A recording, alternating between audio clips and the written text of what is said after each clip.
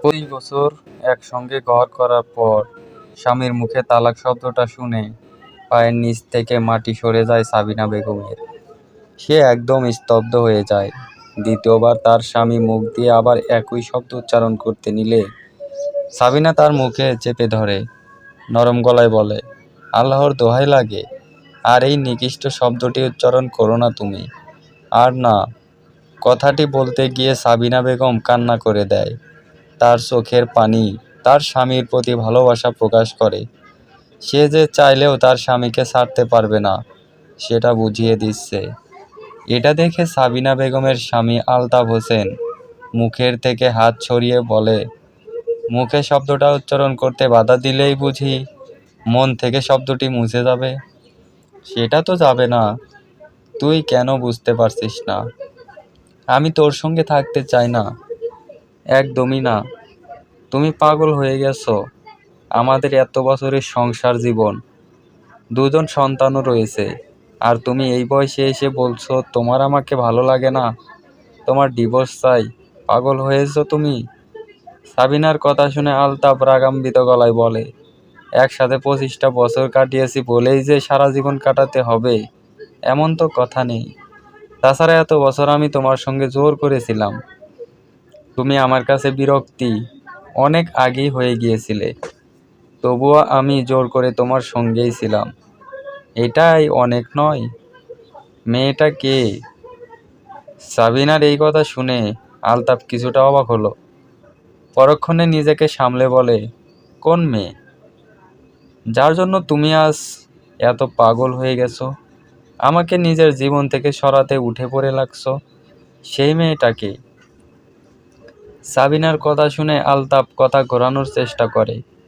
সে অস্বীকার করার চেষ্টা করে, তবে সাবিনা উচ্চ শব্দে এবং স্পষ্ট গলায় বলে, তোমার স্বভাব আমি ভালোই জানি। 25টা বছরে কম তো দেখলাম না। এবার বলো, এখন আবার কোন মেয়ের পাল্লায় পড়ছো, যার জন্য সব ভুলে মরিয়া হয়ে উঠেছো? সে যেই হোক, তোমার মতো নয়। এটা শুনে সাবিনা বিরক্ত হয়ে বলে, ওহ তাই? অবশ্যই। সে মেয়েটা খুবই জঘন্য। নয়তো তোমার 22 এবং 18 বছরের দুইজন ছেলে মেয়ে আছে জেনেও, তোমার বউ আছে জেনেও তোমার পিছনে পড়েছে। সেই মেয়ে আমার চেয়ে জঘন্যই হবে, হয়তো কোনো পাড়ার বেশ। সাবিনা। আলতাফ চিৎকার করে ওঠে। এটা শুনে সাবিনাও চিৎকার দিয়ে ওঠে, আর সে বলে, চুপ, গলা নামিয়ে। খুব প্রেম জেগেছে মনে, তাই না? প্রেমের টানে একদম পাগল হয়েছিস, সব ভুলে গেছিস বুঝি? তোর মনে নেই? তুই? আমার সব মনে আছে। শোনো সাবিনা, আমি আমার জীবনের সত্যিকারের ভালোবাসা পেয়ে গেছি। সেই জন্য তোমার ব্ল্যাকমেইলে আর ভয় পাচ্ছি না আমি, আর পাবও না। আমার আর কিছুর প্রয়োজন নেই। আমি এখন শুধু তাকেই চাই, সেই মানুষটাকে, যে আমাকে মানসিক শান্তি দিতে পারবে। শুধুমাত্র সেই পারবে। আলতাফের মুখে এই কথা শোনার জন্য সাবিনা প্রস্তুত ছিল না। আলতাফ সব কিছু ছাড়ার জন্য প্রস্তুত। এটা শুনে সাবিনা কিছুটা উপহাস করে বলে, আচ্ছা, মেয়েটাকে গিয়ে এসব বলো। দেখবে তোমার মানসিক শান্তি তোমাকে ফাঁকি দিয়ে উড়াল দিচ্ছে। যাও একবার গিয়ে সত্যিটা বলো। আমি জানি এই সত্যি তাকে বলনি, বলবেও না। তবে হ্যাঁ, এটা আজ নয় তো কাল সে জানবেই। জানলে নিশ্চয়ই তোমার সঙ্গে থাকবে না সে। সে তোমার মতো নয় সাবিনা। সে আমাকে ভালোবাসে, খুব ভালোবাসে। সে সব কিছু মেনে আমাকে চায়। আর হ্যাঁ, তাকে আমি অলরেডি সব বলেই দিয়েছি। সে শুধু আমাকেই চাই বলেছে, আমি যাতে তার কাছে যাই। সব জেনেও সে তোমাকে এই কথা বলেছে? সাবিনা ভীষণ অবাক হয়। আলতাফ মাথা নাড়ায়। সাবিনা রাগ নিয়ে বলে, অসম্ভব। সম্ভব। সত্যিকারের ভালোবাসায় সব সম্ভব। তাছাড়া আমি বলবো, তুমি আমাদের নিয়ে না ভেবে বরং ডিভোর্স নিয়েই ভেবো। আমি খুব শীঘ্রই তোমাকে ডিভোর্স লেটার দিতে চলেছি। এটা শুনে সাবিনা পুরো হতাশ হয়ে যায়। সে আলতাফকে বোঝাতে চায়, কিন্তু সে তার কথা না শুনেই চলে যায়। সাবিনা সেখানেই বসে পড়ে। আলতাফের কথাবার্তার আচরণে সাবিনা বুঝতে পারে এই মানুষটা তাকে কখনো ভালোই বাসেনি, শুধুমাত্র সে একাই তাকে ভালোবেসে গিয়েছে। সাবিনা এই মুহূর্তে কি করবে ভেবে না পেয়ে তার ছেলে মেয়েকে ফোন দেয়, যারা পড়াশোনার জন্য হোস্টেলে থাকছে।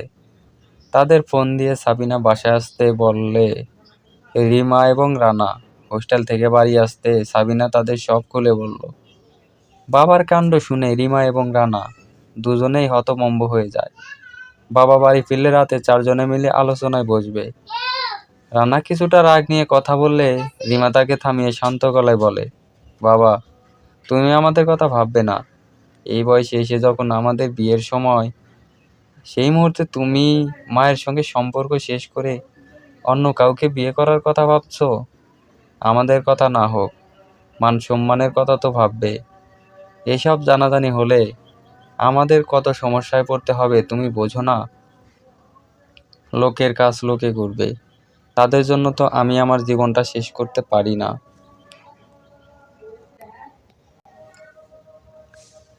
আলতাফের এমন মন্তব্য শুনে রিমা হতাশ হলেও সে বোঝানোর চেষ্টা করে। আলতাফ কোনো কিছু না বুঝে বলে, দেখ, তোদের মায়ের সঙ্গে আমার মনের মিল কখনোই ছিল না। আমাদের বিয়েটা এমনিতেও টেকার নয়, তাই অহেতুক কথা বাড়াস না। আমি জানি এই মুহূর্তে তোদের আমার সিদ্ধান্তকে ভুল মনে হচ্ছে, কিন্তু বিশ্বাস কর, একটা সময় পর তোরা বুঝতে পারবি আমি কোনো ভুল সিদ্ধান্ত নেইনি। একটু থেমে আলতাফ পুনরায় বলে, প্রত্যেক মানুষেরই ভালো থাকার অধিকার আছে। আমি আমার ভালো থাকা যদি খুঁজে নেই, তবে তোদের সমস্যা কোথায়? সমস্যা হওয়ার তো কথা নয়। এটা শুনে রানা ক্ষিপ্ত হয়ে বলে, বুড়ো বয়সে ভীমরতি ধরেছে তাই না? বয়স 50 পেরিয়ে গেছে, এখন এই বয়সে এসে পরকীয়ার মতো নোংরামিতে যুক্ত হয়েছো। নিজের স্ত্রী সন্তান কারো কথা ভাবছো না? লজ্জা করে না? আবার বড় মুখ করে এসব কথা বলছো। তোমার কি বিন্দু পরিমাণ লজ্জা লাগছে না এসব বলতে? না, কারণ আমি জানি আমি যা করছি বা বলছি সবটাই ঠিক। বাবা, চিৎকার করে রানা তেড়ে আসে। রিমা এবং সাবিনা থামিয়ে দেয়।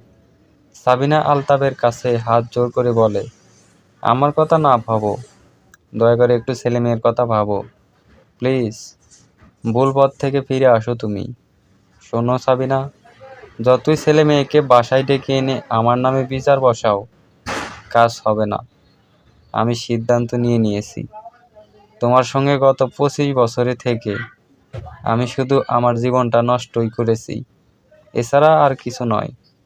এখন জীবন যখন আমাকে একটা সুযোগ দিচ্ছে, এই বয়সে এসে যখন আমি আমার ভালো থাকা খুঁজে পেয়েছি, তখন কেন ভালো থাকাটা বেছে নিব না? একটু থেমে এবার আলতাফ হাত জোর করে, তারপর বলে, তুমি আমার উপর দয়া করো, চুপচাপ আমাকে ডিভোর্সটা দিয়ে দাও, সব ঝামেলা শেষ করো। আমি আমার জীবনটা সুন্দরভাবে গুছিয়ে নিচ্ছি, তুমিও তোমারটা নাও। এটা বলে আলতাফ শোবার ঘরে গিয়ে দরজা বন্ধ করে দেয়। রিমা, সাবিনা, রানা হতাশ হয়ে সেদিকে তাকিয়ে থাকে। রানা তো রাগান্বিত গলায় বলে, বাবার ভীমরতি আমি ছোটাচ্ছি মা, তুমি শুধু আমাকে অনুমতি দাও। কয়েক ঘা পিঠে পড়লে সব ঠিক হয়ে যাবে। হবে না? গত 25 বছরে কম তো চেষ্টা করিনি আমি তার স্বভাব বদলানো, না? এখন এই বয়সে এসেও মৃত্যুর ভয়টাও কাজ করছে না। আমি তোদের ডেকেছিলাম বড় আশা নিয়ে, ভেবেছিলাম তোদের দিকে তাকিয়ে হলেও তোদের বাবা নিজের ভুলটা বুঝতে পারবে, কিন্তু মনে হয় না আর বুঝবে। এই মানুষটা শুধরানোর নয়। কথাগুলো থেমে থেমে বলছিল সাবিনা, তার গলা দিয়ে শব্দ বের হতে চাচ্ছে না, তবুও বহু কষ্টে বের করছে সে। এই সময় এসে আলতাফের এমন পাগলামি দেখতে হবে, সেটা সাবিনা কিছুতেই মেনে নিতে পারছিল না। রিমা মাকে জড়িয়ে ধরে, রানাও যথাসম্ভব সান্ত্বনা দেওয়ার চেষ্টা করে। কয়েকদিন পর হাতে ডিভোর্স পেপার নিয়ে একটি পার্কের নিরিবিলি এক স্থানে থাকা বেঞ্চের উপর বসে রয়েছে সাবিনা। সাবিনা এবং তার সন্তানরা। আলতাফকে কিছুতেই বোঝাতে পারল না সে সাবিনাকে ডিভোর্স দিয়েই দিল। গত 25 বছরের পথ চলার ইতি টানল।